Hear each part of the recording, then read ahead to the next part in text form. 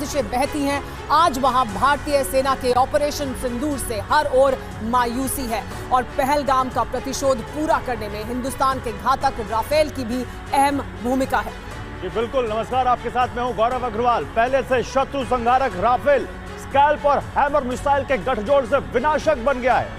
इसके बाद जैश का हेडक्वार्टर कैसे तबाह हुआ, 9 आतंकी ठिकानों को चुन चुन कर प्रहार कैसे किया गया, आतंकियों के उठते जनाजे तक हर तस्वीर सारी दुनिया देख रही है और मान रही है भारत ने जो कहा वो किया। तो देखिए कुछ तस्वीरें हम आपको दिखा रहे हैं, कैसे जैश का हेडक्वार्टर तबाह हुआ, कैसे 9 आतंकी ठिकाने ध्वस्त हो गए। ये तस्वीरें जो सबूत हैं भारत के बदले की। पाकिस्तान तनाव बढ़ाएगा तो जवाब मिलेगा, ये कहा गया एनएसए द्वारा। यानी पाकिस्तान की तरफ से अगर अब तनाव को और बढ़ाया गया तो जवाब सीधा मिलेगा, एनएसए ने कहा है। भारत का तनाव बढ़ाने का इरादा नहीं है। भारत ने कल भी जब ये हमला किया उसके बाद भी कहा कि एस्केलेटरी नहीं था ये हमला, हमने टारगेटेड अटैक किया है आतंकवादी ठिकानों पर। भारत जवाबी कार्रवाई के लिए पूरी तरह से तैयार है, ये भी साफ कर दिया एनएसए ने। पाकिस्तान की धमकी के बाद अजीत डोभाल ने ये चेतावनी दी है। एनएसए डोभाल दोस्त देशों के संपर्क में है। हमारे साथ एमएस बिट्टा जुड़ गए इस वक्त, सीधे उनका भी रुख कर लेते हैं। हमारे साथ मेहमान जुड़े हैं उस पर बात करने के लिए। एमएस बिट्टा जी, भारत ने जवाब भी दिया है और एनएसए अजीत डोभाल ने अब कहा है, क्योंकि पाकिस्तान की तरफ से बार बार इस तरह के बयान आ रहे हैं कि हमारे पास ये अधिकार है कि हम जवाब दे सकते हैं, तो अजीत डोभाल जी ने ये साफ कर दिया है। अमित शाह जी ने बैठक कर ली है, प्रधानमंत्री कह चुके हैं कि अगर पाकिस्तान की तरफ से अब फिर कोई और हिमाकत की गई तो उसका भी भरपूर जवाब मिलेगा। देखो, पाकिस्तान हमेशा हम हिंदुस्तान के साथ धोखा किया, हमेशा हिंदुस्तान की पीठ पे छुरा मारा है।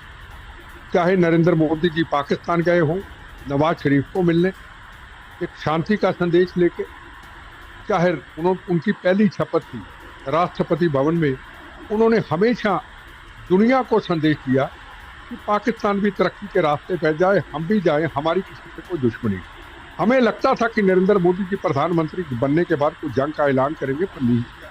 आज भी आप देखें, अगर ये इतना बड़ा ऑपरेशन किया गया 9 या 10 जगह के ऊपर, किसी आम नागरिक का नुकसान हिंदुस्तान की फौज ने, ना प्रधानमंत्री जी ने को ऐसी हदायत दी ऐसा हो। वही किया जो उन्होंने बिहार के अंदर किया कि इनको मिट्टी में मिला देंगे, जिन्होंने बहनों के सुहागों को उजाड़ा। बिट्टा जी, आप तो खुद पाकिस्तान द्वारा प्रायोजित आतंकवाद के भुक्तभोगी रहे हैं। भारत ने जो इतने सालों से पाकिस्तान की तरफ से आतंकवाद चलता आ रहा है, उसको लेकर अपना जो रिजॉल्व है उसको एक बार फिर साफ तौर पर दर्शाया है और ये बता दिया है पाकिस्तान को। क्या आप समझते हैं कि ये साफ संदेश है कि अब और नहीं? देखो, ये एक आखिरी मौका है। जिस तरीके से भारत ने कहा, हमारी फौज ने कहा या सरकार ने कहा कि हम आगे कोई अपनी तरफ से नहीं कहेंगे, पाकिस्तान की तरफ से कोई हरकत हुई तो फिर हरकत का जवाब उसके पाकिस्तान के आम नागरिक को उठाना पड़ेगा।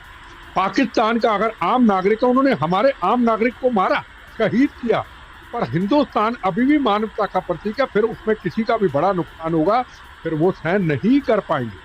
अगर पाकिस्तान का आम नागरिक आज सड़कों पर आ जाता है, ISI के दफ्तरों को घेर लेता, ऑफिस को घेर लेता है, ये हाफिज जैसे लोगों को घेर लेता है, दुनिया में संदेश देता है कि ये 4 आतंकवादी गुंडे। बड़ी बात आप कह रहे हैं एमएस बिट्टा, आप रहिए हमारे साथ। देखिए, एक बड़ी खबर आ रही है और मैं चाहूंगा कि हमारे जो दूसरे मेहमान हैं उनको भी इसमें इन्वॉल्व किया जाए। ऑपरेशन सिंदूर में राफेल फाइटर जेट का इस्तेमाल किया गया है। बड़ी खबर, राफेल से दागी गई है स्कैल्प और हैमर मिसाइल।